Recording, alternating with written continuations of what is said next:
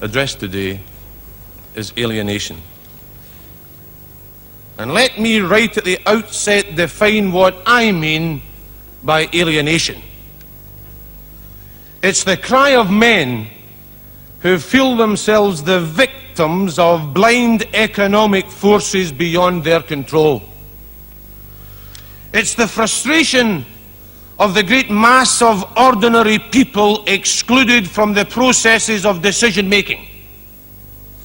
It's the feeling of despair and hopelessness that pervades people who feel with every justification that they have no real say in shaping or determining their own destinies.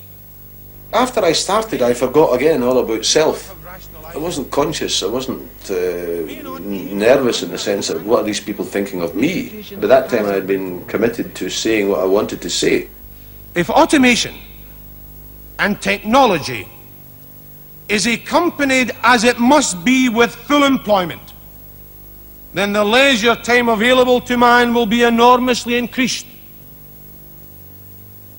This being so, then our whole concept of education must change.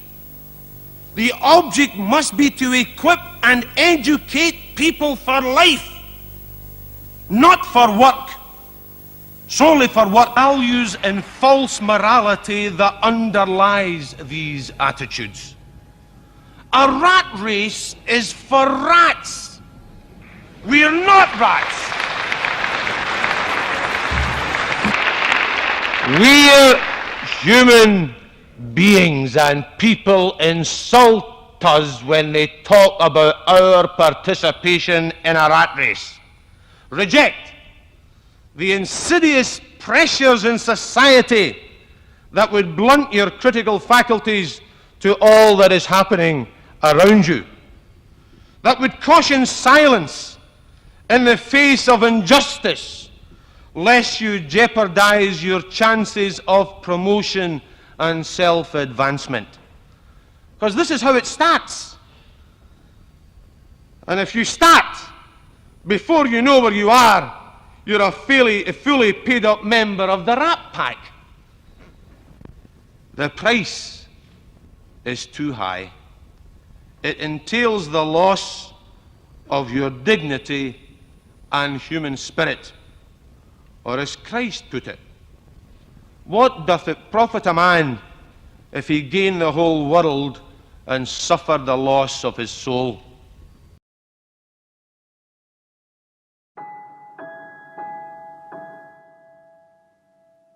I'm going to miss him terribly. An intellect far beyond we ever thought. Jimmy Reid has made every one of us a better person. Be inspired as we were inspired.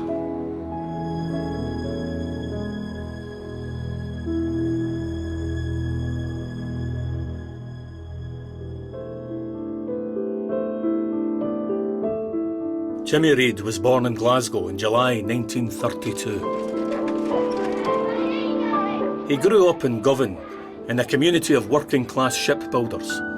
Govan still retained a strong socialist identity, a remnant of the early 20th century political movement known as Red Clydeside. Like most Govan boys, Jimmy left school aged 14 for a shipbuilding apprenticeship. From these humble beginnings, Jimmy Reid would emerge as a true working-class hero. Our education was football, his education was a Govan library. He was never out of there.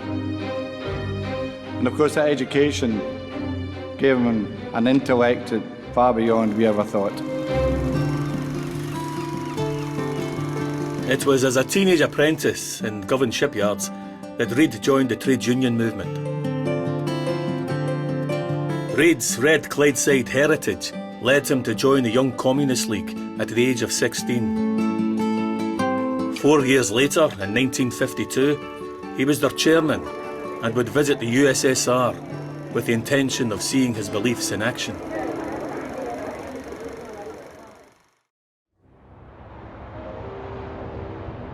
In the late 1960s, Reid returned to shipbuilding in Govan to support his family.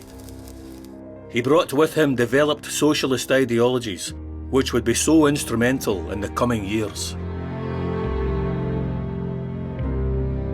The 1970 elections saw the Labour government fall to the Conservatives. This signalled a new approach to British industry. Following the costly public bailout of Rolls-Royce in early 1971, the Tories proclaimed that there would be no more subsidies for lame duck industries. Later that year, the Upper Clyde Shipbuilders asked for government help to keep their yards open. They were refused. With thousands of jobs at stake, Jimmy Reid and his union colleagues took unprecedented action by ousting management and uniting the yards to stage a work-in. There will be no cooperation, and this is what we're putting to you, with this board. No cooperation. That we close the ranks as a united labour force and tell them they're not on. Reid's rhetoric won over the workers, the public, and eventually the Conservative government, who relented with a £35 million bailout to stem the collapse of the shipyards.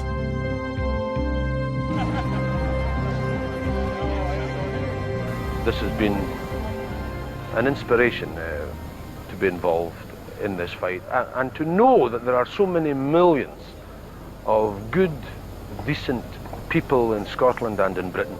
I've always known they were there in a sort of theoretical sense.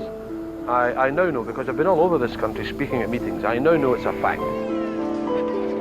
Jimmy Reid became a household name and would go on to inspire a generation.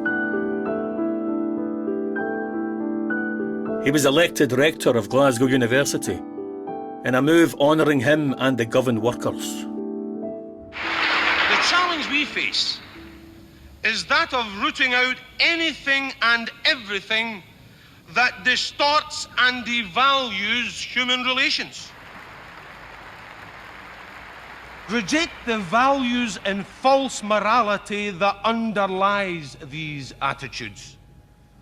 A rat race is for rats. We're not rats.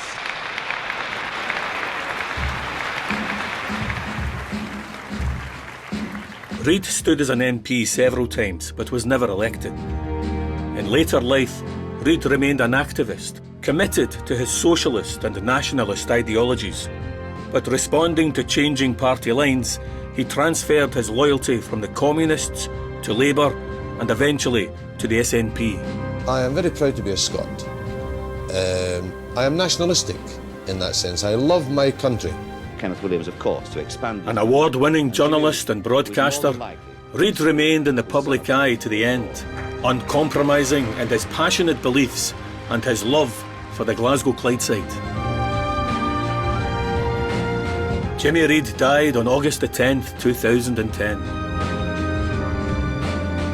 On the day of his funeral, the streets of Govan were lined with mourners, honouring the passing of one of Scotland's most beloved and influential sons.